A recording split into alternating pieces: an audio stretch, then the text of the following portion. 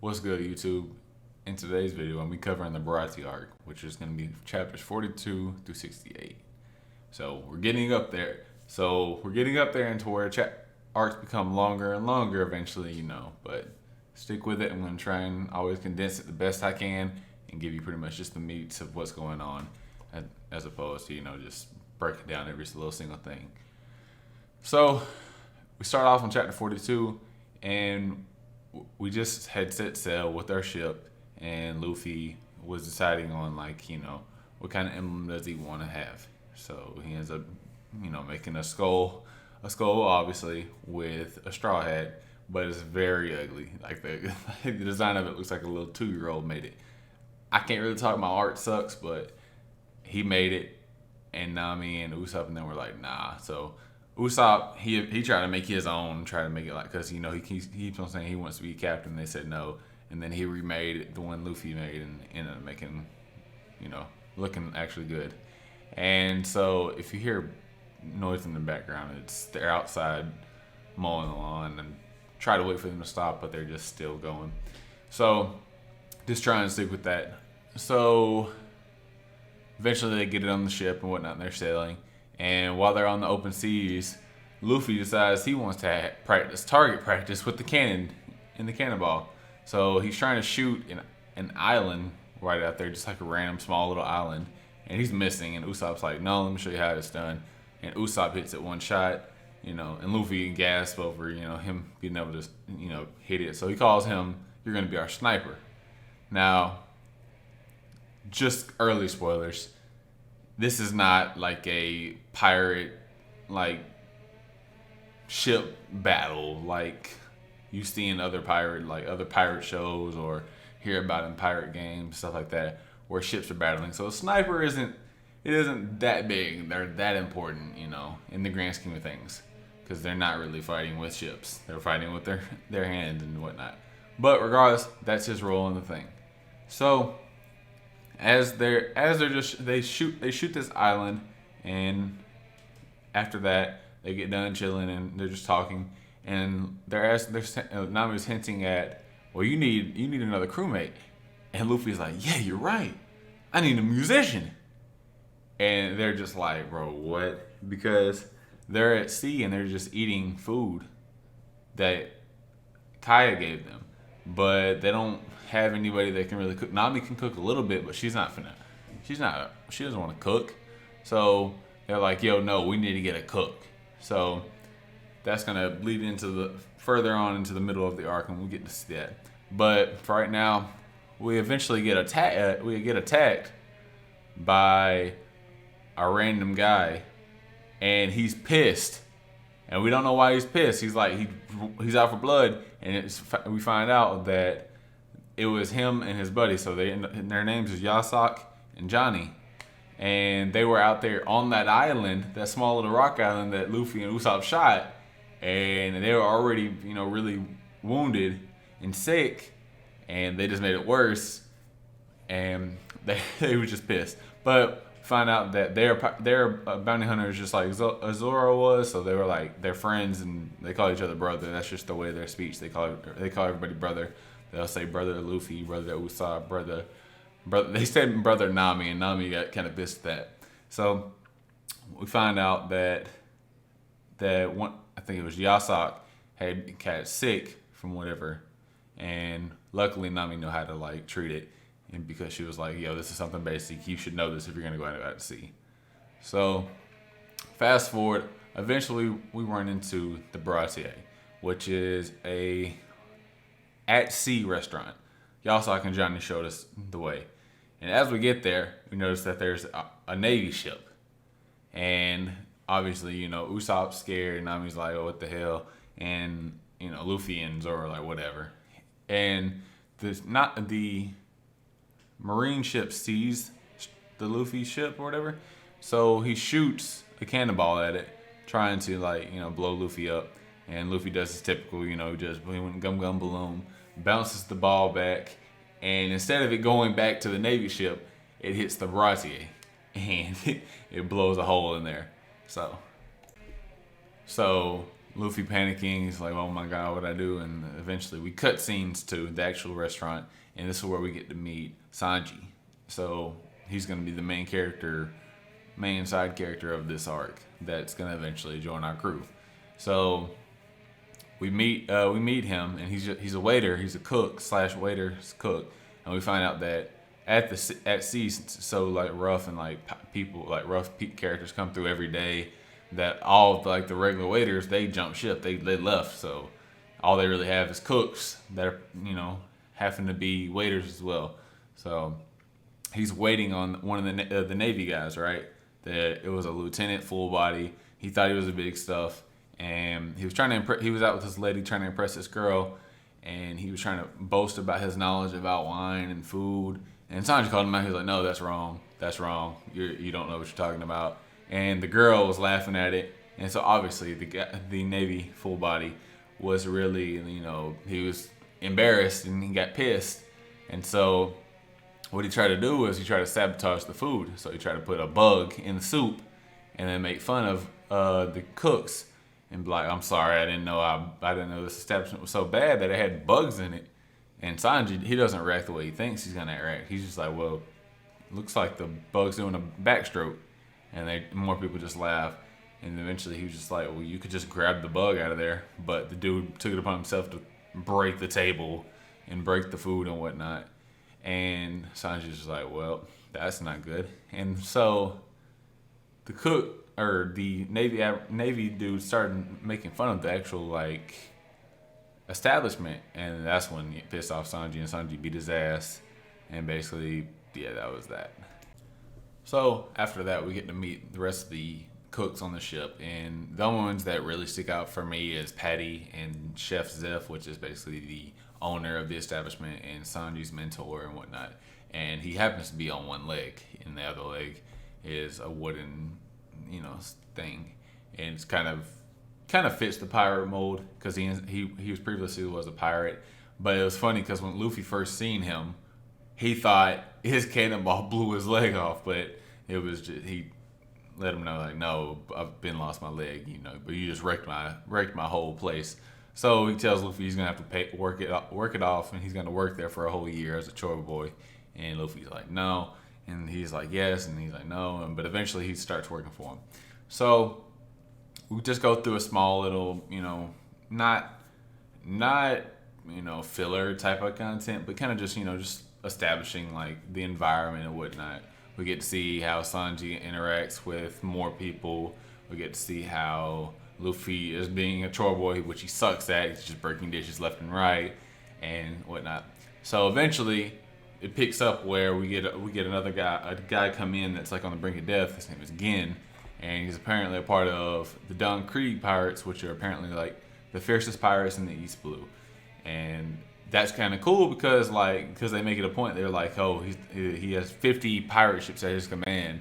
Not Gin, but the guy he serves on Don Krieg. But Gin is like basically the second in command, the right hand man, basically Luffy's Zoro, basically. So he comes in half dead, begging for food, and Patty was gonna give it to him, but then the guy said he doesn't have any money. So Patty's like, "Get the fuck out of here," and he beats his ass and kicks him out. And kind of feel bad for him because he's just begging for food, just anything, rice, water, anything. And Sanji sees this, and he's just like, he makes some food and gives it to him, and they're outside on the porch eating basically. And this Gin is just so thankful and blah blah blah. And basically he ends up getting on a ship and leaving because he's got to go find the rest of his crew because they had been in the Grand Line, which is where Luffy wants to go. The Grand Line, they had got wrecked. Like their entire armada and ships and all that stuff got wrecked by one person, mind you, by one person.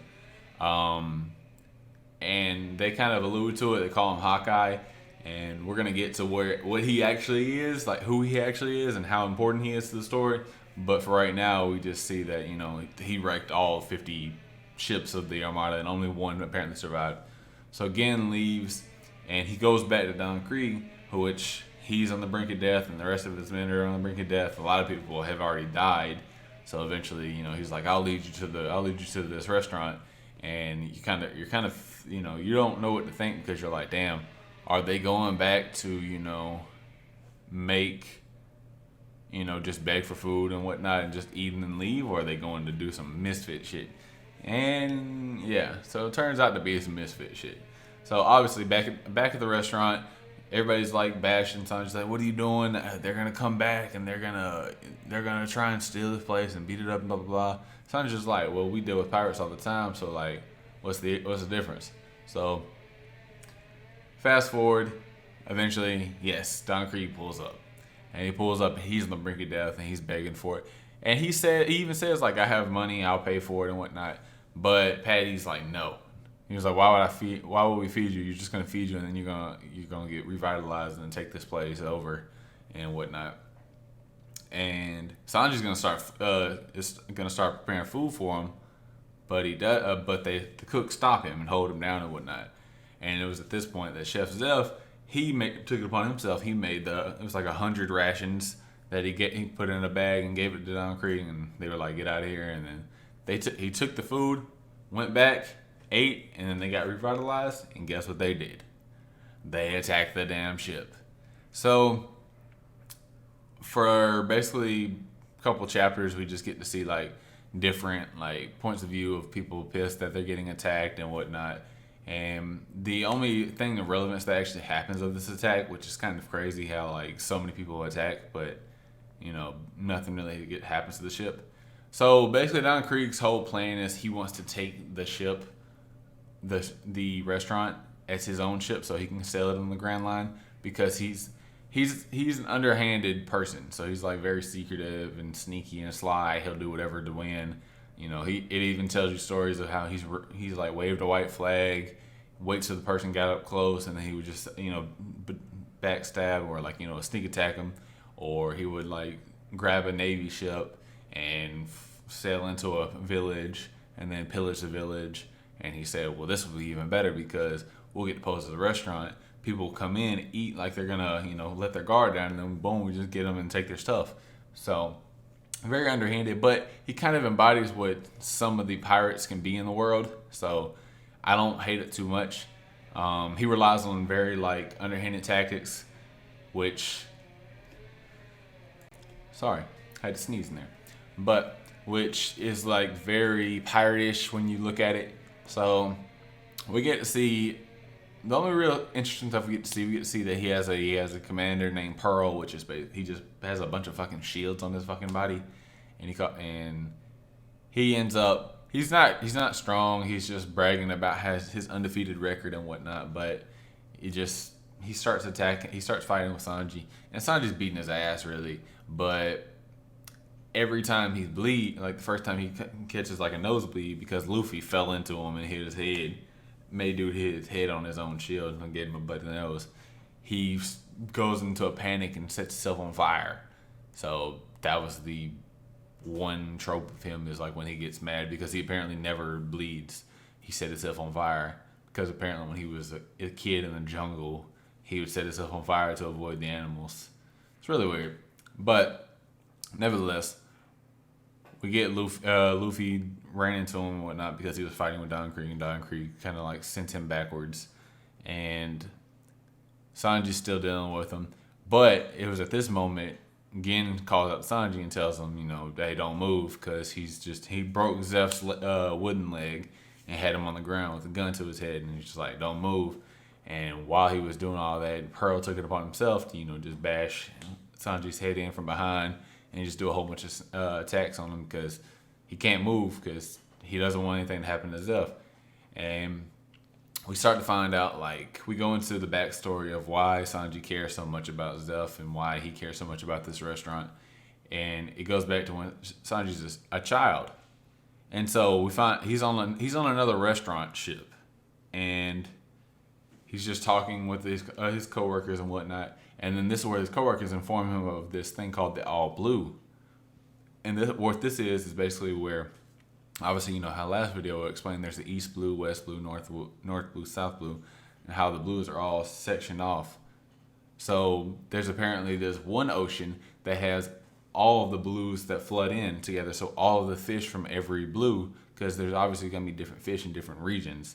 So all of the fish from all the regions are in one location, and that's like a cook's paradise because you can cook so many types of things, and you can just find, all types of stuff.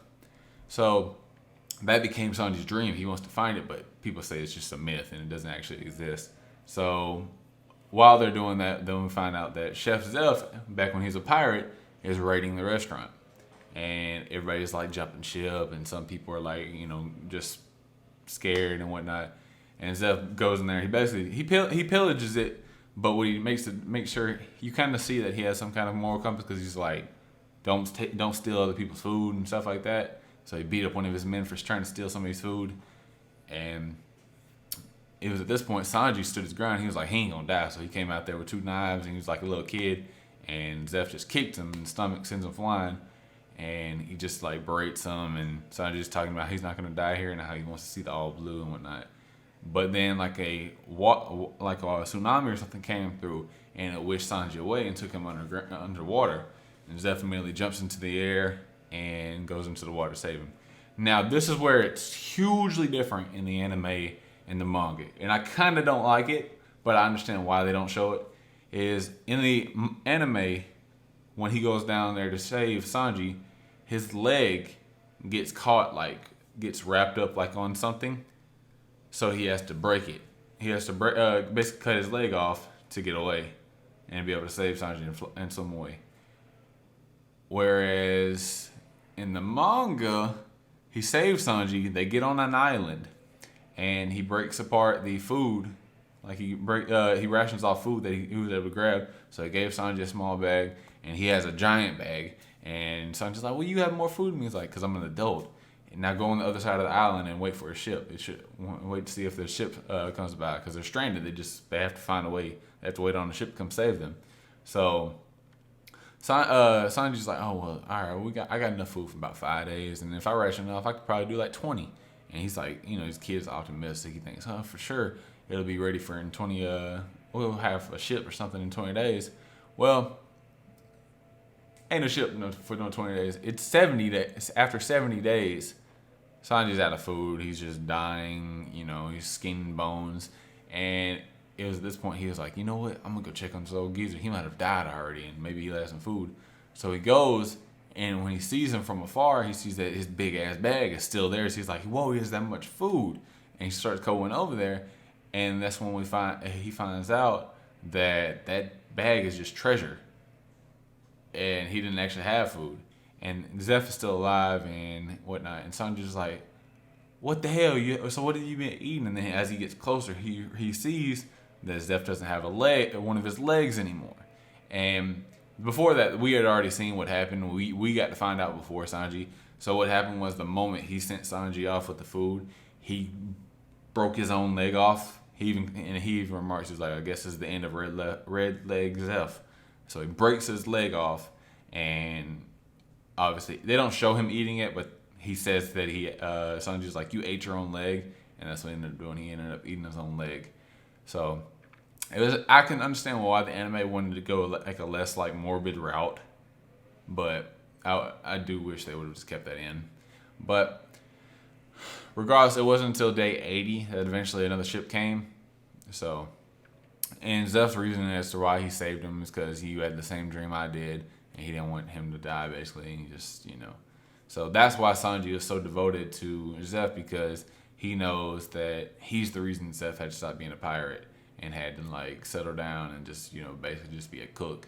And Zeph was okay with it. He said it was fine. It was time for him to settle down. He went through the Grand Line. He survived in the Grand Line for a year, and he couldn't find the All Blue, but he knows it's out there. And it was just like a touching scene, touching backstory and whatnot.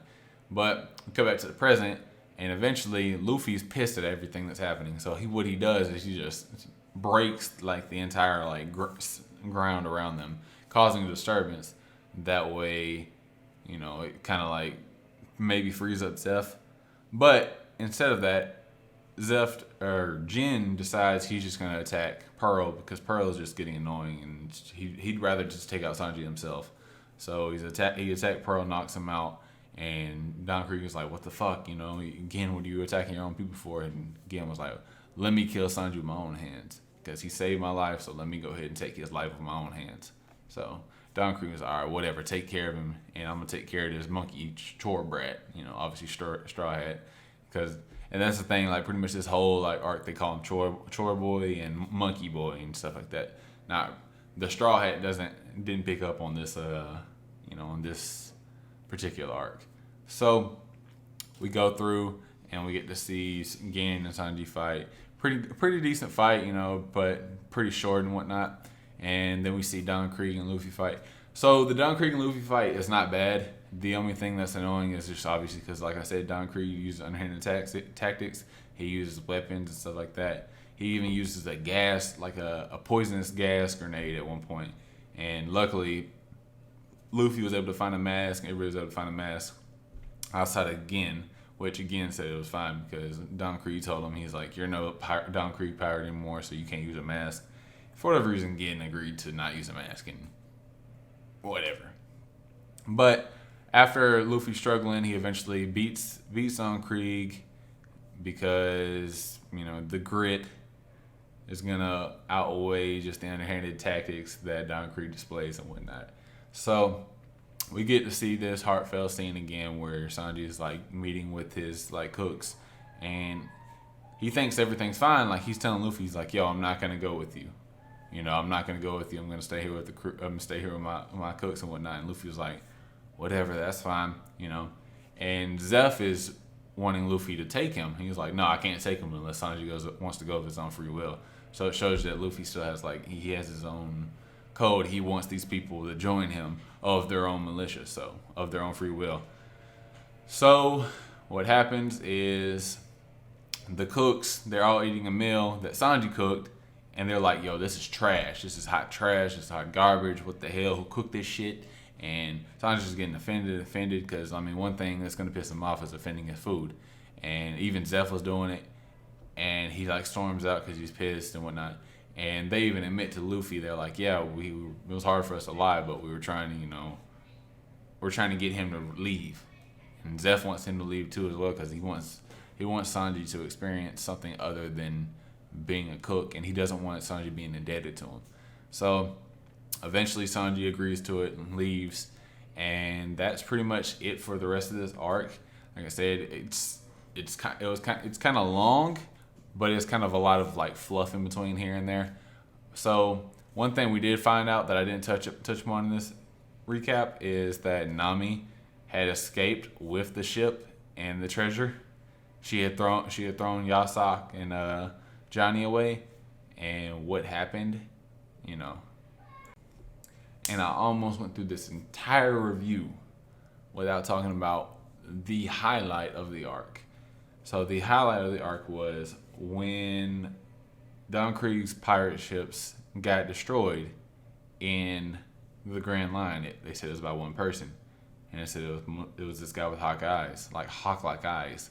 And Zoro, he perked up about this, like, what? What is that? And we find out that this guy with the hawk eyes followed Don Krieg, and he ends up showing up. So he's in a small little dingy boat with a giant sword on his back and whatnot. And we find out that this is the world's strongest swordsman. This is who Zoro is striving to pass. Obviously, this is the first time Zoro meets him. So he makes it a point to go up there and try and challenge him. And to our surprise, it is very, very outclassed. So obviously we know that, Zoro can't, already be the world's strongest because it wouldn't make much of a story.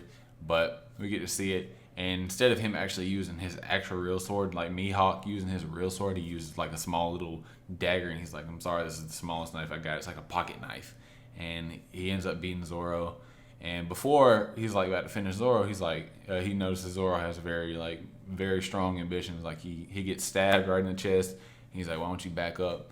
He's like, because if I back up, that means I give up on my will and ambition and goal and whatnot. So I'm gonna stand here even if that means I die. And Mihawk likes this, so he pulls his sword out. He pulls his knife out, and he changes to his real sword. And he was like, "What's your name?" And he asks his name. He says, "All right, I want you to strive to be strong. I remember you," and blah blah blah. And They have one little small little clash, and Mihawk breaks two of Zoro's swords. And at that point, Zoro's like, he sheaths his one sword and turns around and just like opens up, and he's like, "What are you doing?" He's like, "Swords on the back of a swordsman, or like, they're frowned upon." And Mihawk really loves that, and he attacks him. And at this point, you probably think he's dead because it's a big ass sword straight down the middle. World's strongest sword would just cut this guy straight down the middle. You think he's dead. Luffy thinks he's dead, but then he finds out that he left him alive, and he wants him to get stronger and hopefully challenge him to surpass him later on. So I missed that in the flow of things. It opened the world up a lot because you got to see like there's a huge gap in power, because even Luffy and Zoro combined weren't going to be able to do anything with Mihawk, but it was still cool to see. So, but I'm sorry I didn't touch on that like in the flow of things. We got sidetracked on the whole Baratie Arc. That kind of like was actually a pause in its own, like during the arc. So like everything was happening, and then Mihawk showed up, and everything went on pause, and then we went back to how everything was. So overall, I know this arc's kind of long, and some of the stuff is kind of like, man, I probably could have like condensed it a little bit more and stopped talking about some of the certain stuff. But overall, if you guys like the video, hit the subscribe button, hit the like button, comment down, tell me what you think, and catch y'all later. Peace.